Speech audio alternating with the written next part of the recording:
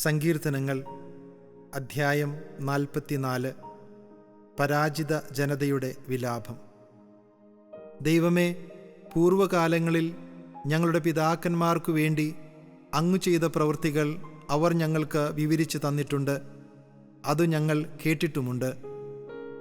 അവരെ നട്ടുപിടിപ്പിക്കാൻ അവിടുന്ന് സ്വന്തം കരത്താൽ ജനതകളെ പുറത്താക്കി. അവർക്ക് ഇടം നൽകാൻ അവിടുന്ന് രാജ്യങ്ങളെ പീഡിപ്പിച്ചു. വാളുകൊണ്ടല്ല അവർ നാട് പിടിച്ചടക്കിയത്, കരബലം കൊണ്ടല്ല അവർ വിജയം വരിച്ചത്. അവിടുത്തെ വലത്തുകൈയും ഭുജവും മുഖപ്രകാശവും കൊണ്ടത്രേ. അങ്ങ് അവരിൽ പ്രസാദിച്ചു. അവിടുന്നാണ് എൻ്റെ രാജാവും ദൈവവും. അവിടുന്നാണ് യാക്കോബിന് വിജയങ്ങൾ നൽകുന്നത്.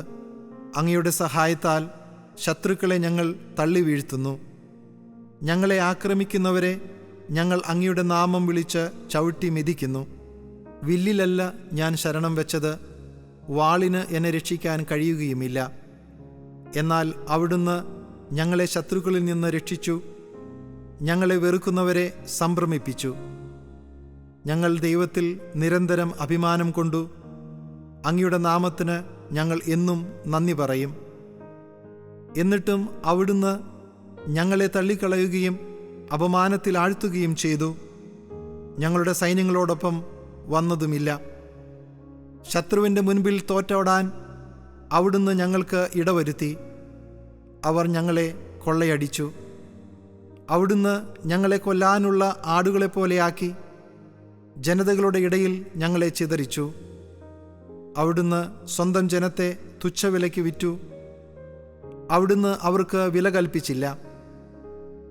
അവിടുന്ന് ഞങ്ങളെ അയൽക്കാർക്ക് അപമാനപാത്രവും ചുറ്റുമുള്ളവർക്ക് നിന്ദാവിഷയവും പരിഹാസപാത്രവുമാക്കി.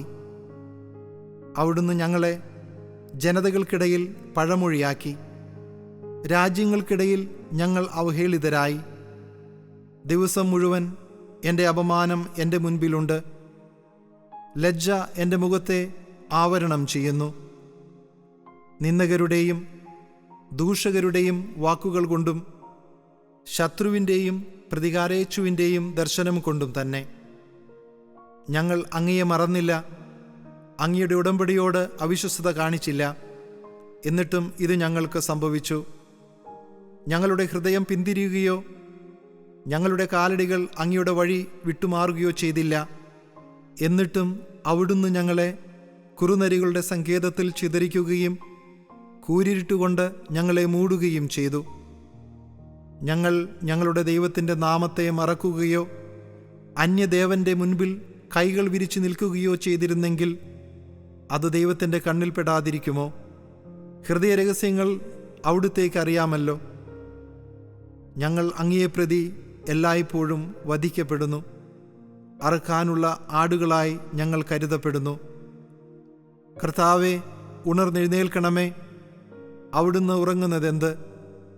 ഉണരണമേ, എന്നേക്കുമായി ഞങ്ങളെ തള്ളിക്കളയരുതേ. അവിടുന്ന് മുഖം മറയ്ക്കുന്നതെന്ത്?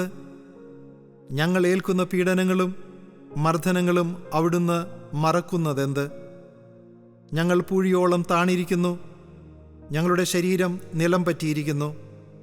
ഉണർന്ന് ഞങ്ങളുടെ സഹായത്തിന് വരണമേ. അവിടുത്തെ കാരുണ്യത്തെ പ്രതി ഞങ്ങളെ മോചിപ്പിക്കണമേ.